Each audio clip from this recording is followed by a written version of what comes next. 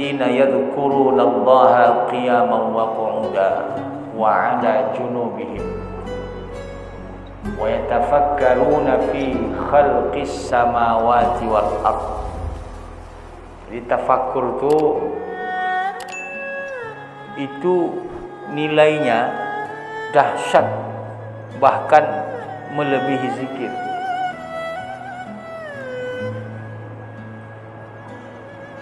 Bahkan di dalam bagian zikir ada namanya tafakkur. Sehingga kalau ditanya apanya arti tafakkur, bahasa Indonesia tidak ada yang bisa mewakili tafakkur artinya. Diambil dari kata tafakkara, ya tafakkar, tafakkurun, tafakkur. Tetapi orang Indonesia diambilnya bahasa Arab itu dijadikannya bahasa Indonesia. Bertafakur, berpikir. Jadi pikir itu bahasa Arab.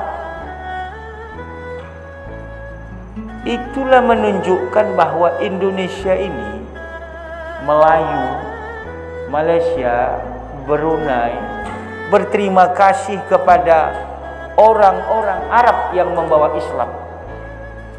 Kalau tidak, enggak usah cerita. Kenapa? Banyak dari bahasa peradaban di negeri ini dipetik dari bahasa Arab. Di antaranya tafakkur ini.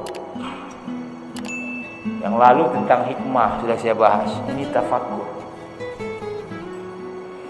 Jadi sehingga pemahaman tentang tafakkur ini harus dipahami dengan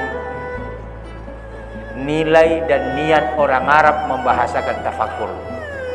Karena ini bahasanya Allah, maka apa maksud Allah membuat kata tafakkur?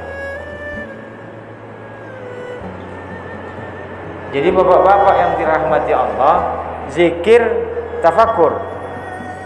Dulu zikir dibikin, habis itu tafakkur.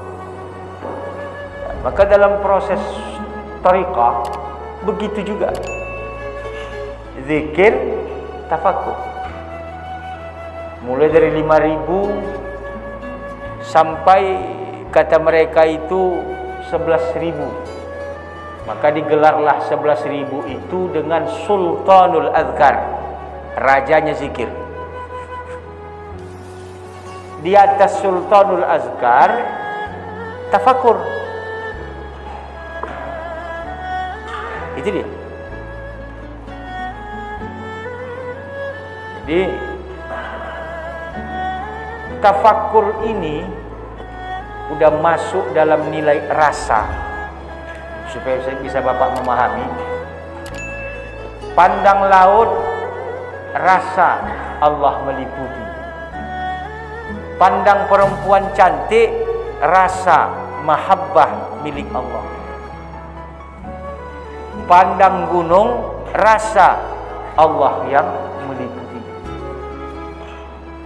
memilikinya. Apa saja yang dipandang pada akhirnya natijahnya Allah, itu tafakkur. Kalau zikir mengingat Allah, tafakkur hudur, hadirnya rasa keberadaan Allah. Itu dah kurang lebih cara memahami. Jadi bapak-bapak yang dirahmati Allah,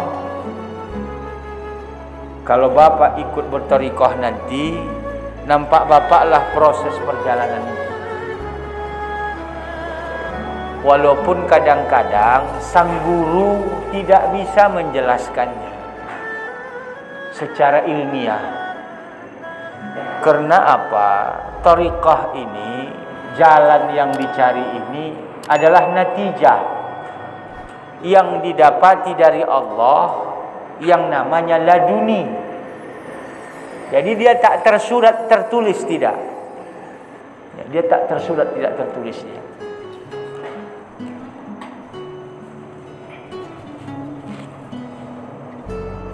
Kasih ya. Nah, begitulah dia, Pak. Oke, baik kita coba sedikit.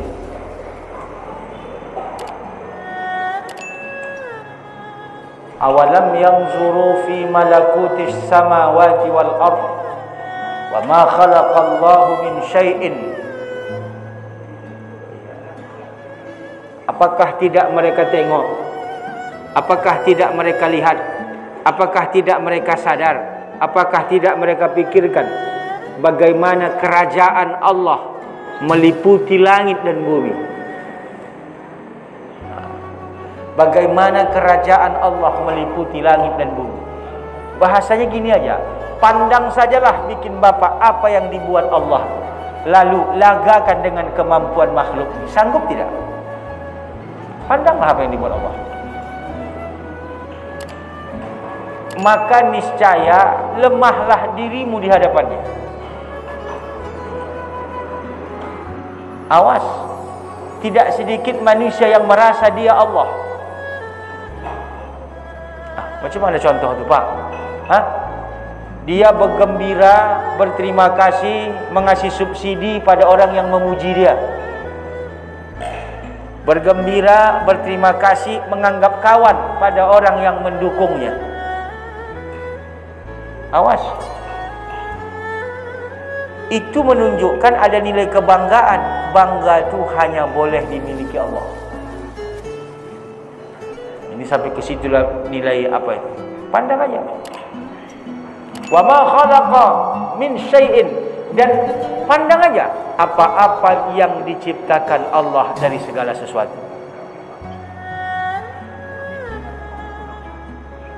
Jadi dalam kajian itu, Pak, tafakur ni berhenti hati itu memandang Allah. Maka ada proses, saya hanya menyampaikan salah bentuk-bentuk bagian besar saja. Apa kuncinya, Ustaz, supaya kita tidak lepas dari tafakur? Lemahkan diri. Tengok kalau kita kaji ni ya. Aqrabukum minni yaumal qiyamah aktsarukum ju'an wa tafakkuran. Sedekat-dekat engkau pada aku di hari kiamat, kata Allah. Sedekat-dekat engkau pada aku, yang paling sering lapar dan yang paling sering bertafakur. Jadi kalau konyang saja perut awak, payah tafakur. Tafakur, macam mana tafakur? Sering lapar.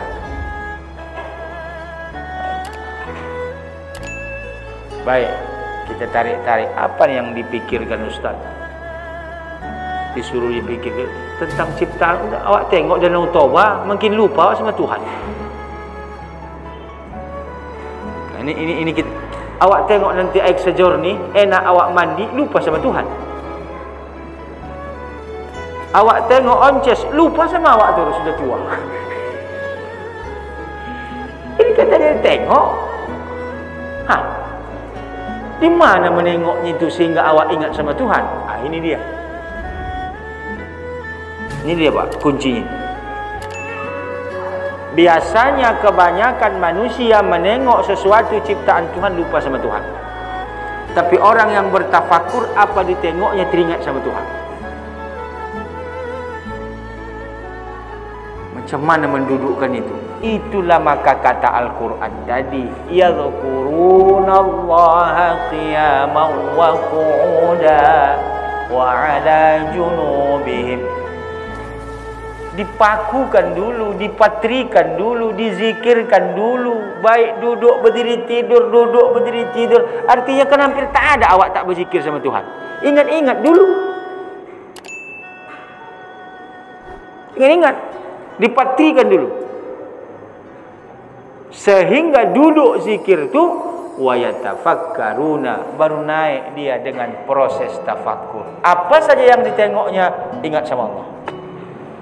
Karena apa saja pun yang ada, tidak mungkin itu ada tanpa campur tangan Allah. itu.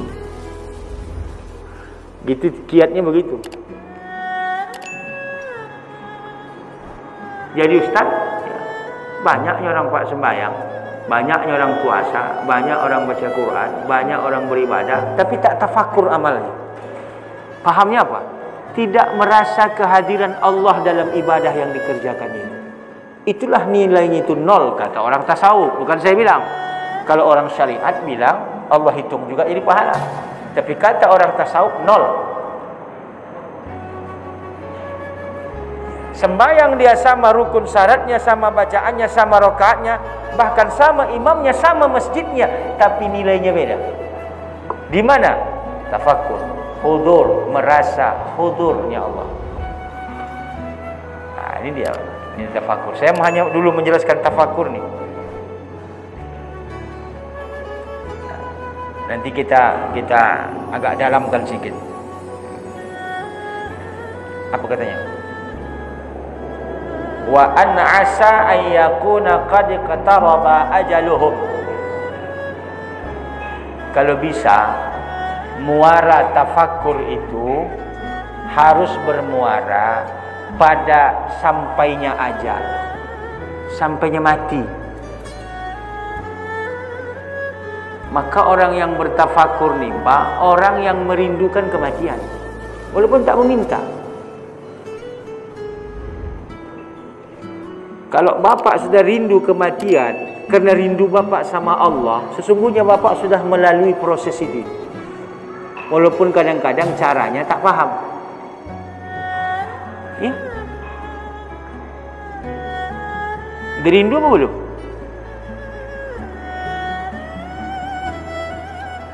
Man ahabba liqa Allah fallahu yuhibbu liqa'ah. Siapa yang suka, cinta, rindu, ingin berjumpa sama Allah, maka Allah suka, cinta dengan dia berjumpa. Jadi siokianya amal kita, siokianya amal kita, perbuatan kita, ibadah kita ini harus menambah kerinduan awak menengok Allah, berjumpa sama Allah. Barulah berpengaruh amal kepada jiwa kita.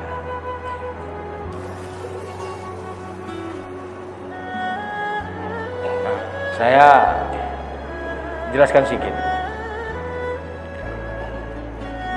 Ini berpikir nih Pak, ya. Jangan ini saja. Manusia ini ada dua unsur. Ada dua unsur manusia ini. Jasmaniah, ruhaniah. Liputan jasmani, hasil jasmani itu hawa. Liputan roh, hasil rohani itu jiwa. Coba. Bolehkah kita berkeinginan? Boleh, tapi jiwa yang menginginkan, bukan hawa. Bolehkah kita mengumpulkan harta? Silakan, tapi jiwa yang mengumpulkannya, bukan hawa. Bolehkah kita cari jabatan? Boleh, tapi jiwa yang mencarinya, bukan hawa. Maka bertindaklah, berbuatlah dengan jiwa, karena itu adalah roh. Maka hubbud dunia ra'su kulli khati'ah, kata Rasul. Mencintai dunia, induk segala kesalahan, ini hawa. Tapi kalau mencintai dunia, kedudukan cinta itu adalah akibat cintanya Allah, tak apa-apa.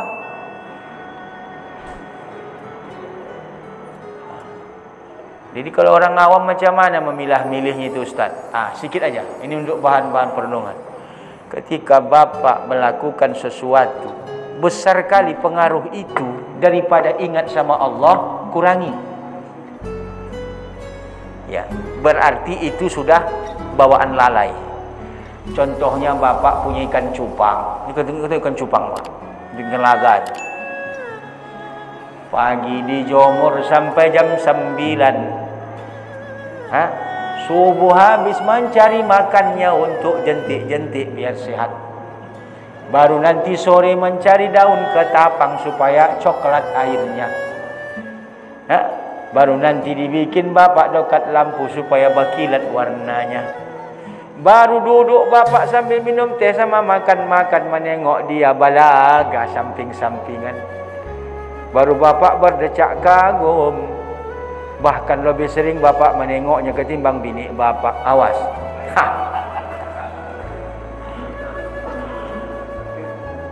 Jangan sempat lalai. Jangan. Kuncinya begitu. Kalau bisa kita menetralisir itu, inilah tafakur nih Pak. Jadi muaranya tadi tengok ciptaan Allah, kerajaan langit Allah, kerajaan bumi Allah, dan apa-apa yang diciptakan Allah. Tengok muaranya, engkau merasa proses perjalanan ajal semakin dekat padamu. Udokatkan dulu ini supaya paham. Ini hidup. Ini penutup mendekati ajal. Maka sadar tak sadar, lalai tak lalai, suka tak suka, panjang dan pendek, apapun ceritanya, terus proses ini berjalan. Hingga sampai pada satu titik kulminasi, hilanglah lubang kehidupan. Yang ada batas kehidupan.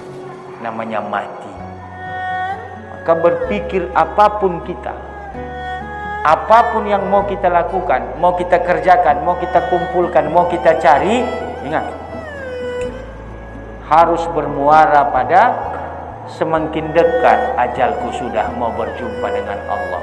Tak akan tertipu itu. Tapi kalau lupa, namanya lalai. Jadi bisa Pak mengumpulkan dunia, bisa, selama dunia yang kita kumpulkan bermuara pada penyadaran aku semakin dekat menuju matiku. Berarti malaslah mendekati dunia. Kemalasan kita mendekati dunia berarti ketidakmampuan kita untuk menetralisir rasa itu. Makanya kalau sudah agak lalai, tinggalkan atau kurangi, tinggalkan, kurangi. Apa kuncinya itu? Dawam zikir tadi, dawam amal, wirid-wirid awak jangan putus. Kata Al-Ghazali, kapan kau wirid dalam satu hari satu malam? Jam sekian habis asar atau habis maghrib atau kapan?